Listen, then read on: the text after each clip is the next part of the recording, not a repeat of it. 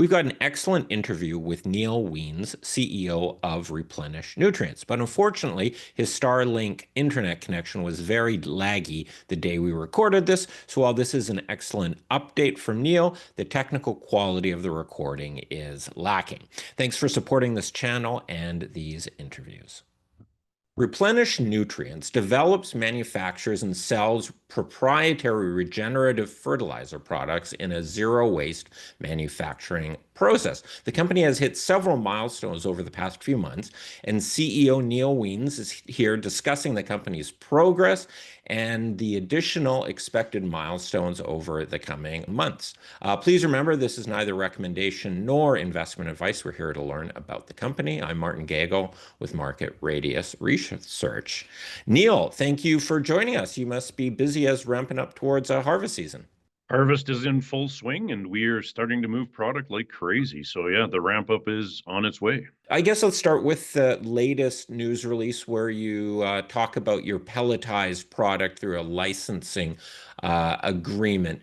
Can you just give us a quick overview on that agreement and what does that mean for Replenish?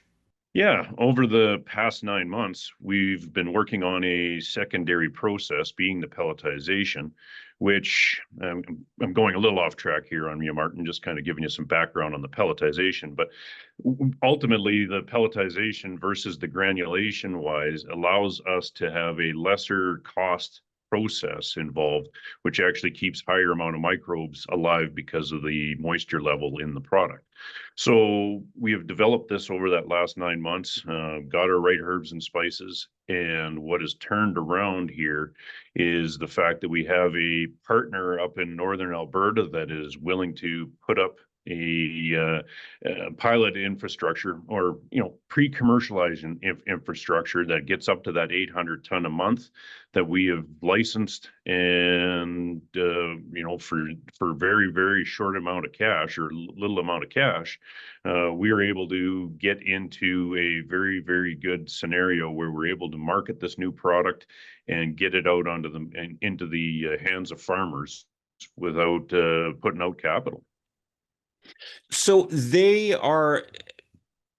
set up a new facility on a sort of a pilot type scale here, and they're not taking your granulated and then reprocessing it. They've taken all your herbs and spices and just adding that 800 tons per month at this first stage is just additional production on top of what you're doing with the granulated in Beiseker. Is that right? That is true. So what we have done, and part of the licensing agreement, is supplying the in-feed ingredients and the Okay. know-how on how to do this. So that actually is what does this. So it is 100% over and above what we're doing in Beiseker. And the benefits, you have it in the news release of the pelletized one is I guess it's easier for the farmers to use, and so less costs and headache and trouble to use it. So and as well, you're saying more of the microbes seem to remain alive. So is it just a better product than a granulated, or does each one have sort of trade-offs or benefits in different circumstances? Yeah, each one has their trade-offs. So ultimately, as you well know from previous discussions, is we have our blended facility or product, which is all the herbs and spices without becoming a pellet or a granule. So that's the number one. So it's the lowest one on the totem pole. Number Yeah. two would be this pelletization. It moves into a form like, we'll see if we can get it here. Maybe I'll just get out of the I way. think you got to put it There in you go. front of yours. Oh, there you go. Yeah, yeah. There you go. Okay. So we go like that. So it Yeah. gets in a form that it can actually still be put through all the logistical pieces of equipment, but it doesn't blend well with other commercial fertilizers. So Okay. it's still a standalone product for that farmer to go and put down, but he can't also add urea very well or other chemical fertilizers. Whereas the granulation is the top tier of making sure that we can hit all the distribution networks, because that product then is allowable to be blended with the chemical fertilizers out there and have absolutely everybody's infrastructure utilize it. Gotcha. And you're not doing that final blending. That's done at various distribution centers where they're set up for blending in that, if I remember that correctly. Is that right? Yeah, on the granulation, they're already existing distribution networks. Yep. Okay. All right. All right. So you just like more legs on the stool, it sounds like essentially. Yeah, very true. And what's really neat about the pelletization piece of it all, and the fact that it's licensing, is it's less degree of technicality, is I think the best word. It's all off the shelf technology that you can use. Pellet mills exist all across North America and the globe. And so that technology is in existence. What's nice about this one, it's all painted the same color, has the same manufacturer logo on it. And so when you go in there as a potential licensee, you take a look at it and go, yeah, we could do that. Whereas in my granulation process, there is a little more bells and whistles and nuance to it to do that. So it's a little tougher for folks to get their mind wrapped around a licensing agreement on my granulation as it stands right now. But extremely easy for them to get their mind wrapped around licensing on a pelletization.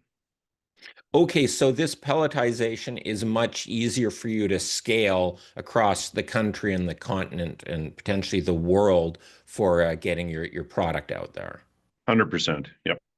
Okay, okay. So this really is significant in terms of being an indicator of sort of low capital, low cost way of expanding your footprint dramatically. It truly is. I mean, this is the first phase of licensing. It's in an area where everything's about logistics and farming, because of course you know that transporting things is just costly. So, if we can build products that are local to the establishment, and in the case of Northern Alberta, I mean, what's nice about that area, it's landlocked. And there's 10 to 12 million arable acres in that landlocked area that everybody has forgot about and has made it the most expensive fertilizer in the world. So, or at least in North America. So it's a great spot to go and put this first wave, and especially because our partner MJ Ag Solutions has done so much with our products previous on the marketing side.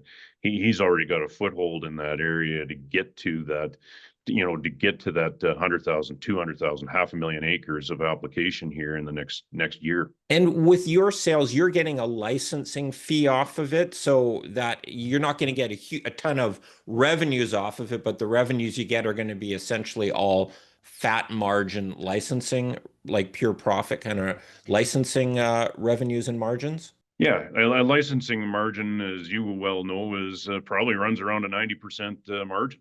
So Yeah. you have a little bit of administration, and that's how we have set this one up. And it's Okay. really based on gross margin that we have done as a sliding scale. So we'll do well with this. Is this in northern Alberta there, is that you're going to let that run for maybe 6 months, a year, or whatever, see how it works, proof of concept, and then you license it out to other areas of the world, or can you license it out likely sooner? Or do you need these guys to really show the proof of concept? Well, the proof of concept will be up and operational here in 2 to 3 weeks, so it's very soon, anyways. And ultimately, where we were doing all the testing here over the last 9 months, that proof of concept has already been videoed and exchanged with other potential licensees. So nobody is sitting there saying, "Hey, this doesn't work." That's what's grand about this, is we've already got the irons in the fire to move to the next step without having to wait 9 months for the next licensing deal. Is it possible that we see some more licensing deals this year, or is that something more for 2026? I would say it's extremely possible. Now, anything else on the pelletization sort of business development side before we talk about other parts? Yeah, I mean, as far as that, I think it's just a final note that it does have the ability to be, done in the other side of the on the other side of the border. All of a sudden, when you go and do the manufacturing on say the Montana or North Dakota or Oregon side.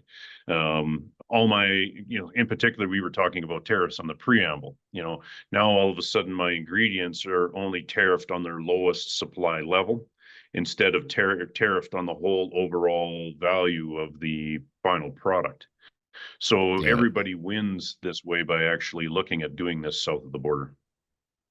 And when you sell it to like one of your licensees, do you sell a small portion of sort of the secret ingredient, the secret sauce, and then they combine the rest of the more common items to it? Or is it all just licensed out? You give them the recipe, which they essentially pay for, and then they combine it? Or is there sort of a secret sauce that they actually acquire from you?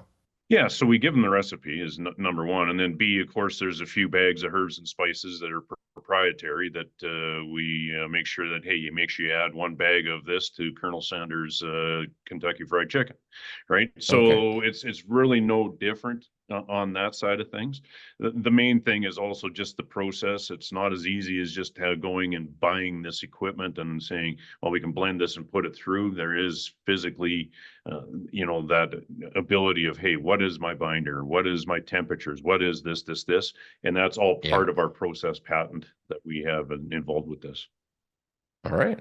Okay. That sounds great. And in terms of the rest of the organization and your initiatives, like the Debolt project, any updates you can provide there? That was a nice segue. So the Debolt project, of course, is in the same areas as MJ Ag Solutions' first, pre-commercialization facility of 800 ton. So, I don't think you have to extract too far on what our next step is to Debolt. So ultimately, this is the precursor to getting Debolt fully operational and moving to what we've been talking about, that 50,000 ton facility here in the near future. All right. And that would be a 50-ton facility in, as you were describing, the most expensive fertilizer market in North America, which creates great opportunities, I think. Yes. And Yeah, you everybody's are looking for a local solution. Yeah. Okay. You are entering your busy season. The busy season, I'm no farmer, but as we've discussed before, I believe fertilizer busy season is Q4 of the year. Do I have that correct? And does that mean we're ramping up into your busy season?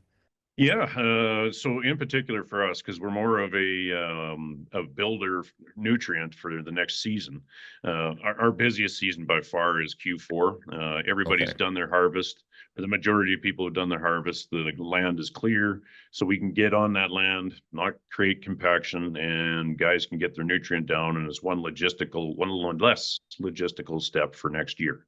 So then the end of Q1, beginning of Q2 is the next busy season because, of course, it's the spring planting time.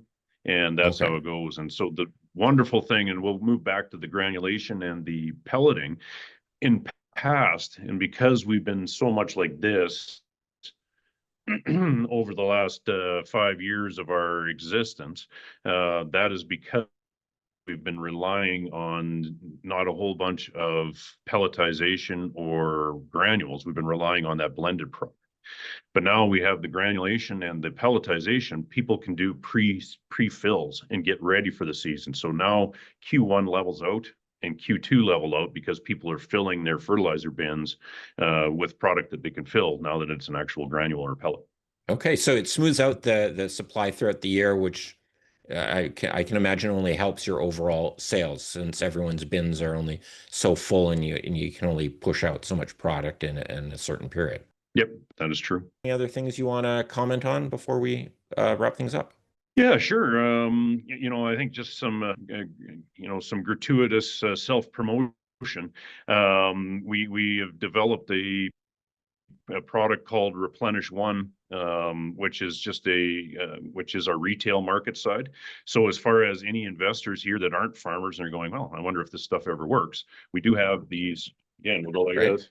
We do have this Replenish One bag out there. Again, gratuitous self-promotion here, but the replenish one side, and it's starting to get marketed all across Canada. So the folks that we're working with on that distribution network have done a fantastic job to get that out. Are you able to tell us some retail locations? Are they in big chains? I guess the big one in Canada for that would be getting that into Canadian Tire, but any other national chains or regional chains where people could look for it? They're more into the local lawn care companies as of right now and getting into the bigger chains as we speak. But Okay. where they're more as your, like your Golden Acres in Calgary or, these greenhouse chains that are your local niche markets. So that's where we're really been focusing right off the bat because folks really want to see this regenerative soil health product. And it's now moving into the other side as people go, oh man, this does work. So it is moving into the bigger chains, and we'll be able to make an announcement on which ones those are probably in the next few weeks. Excellent. All right. Neil, thank you. Appreciate the update. Congrats on all the progress you've made, and I'm looking forward to seeing more news come out through the end of the year and into next. Awesome. I think it's going to be some great time to be in the fertilizer industry. All right. Thank you. Talk to you soon.